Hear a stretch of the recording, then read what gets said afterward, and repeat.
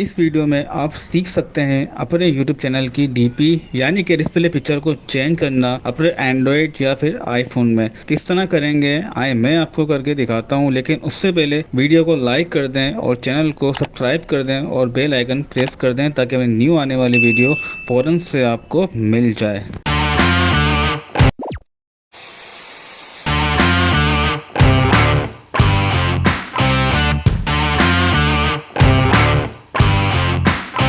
पहले ये काम इतना आसान नहीं होता था, लेकिन अब YouTube ने आपके लिए बहुत आसान कर दिया है अपने चैनल की डीपी यानी कि डिस्प्ले पिक्चर को चेंज करना अपने मोबाइल के अंदर। तो इसके लिए सबसे पहले आप ओपन करेंगे YouTube की एप्लीकेशन और उसके बाद आप क्लिक करेंगे राइट हैंड पे जो ये आइकन आ रहा है इसके ऊपर।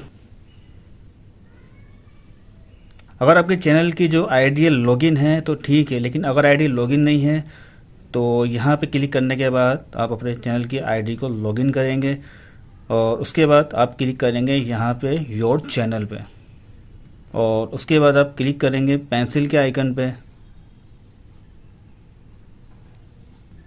डीपी के आइकन पे क्लिक करेंगे।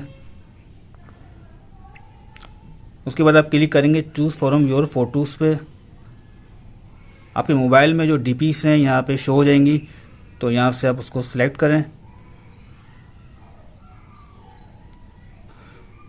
उसके बाद आप कर दें सेव।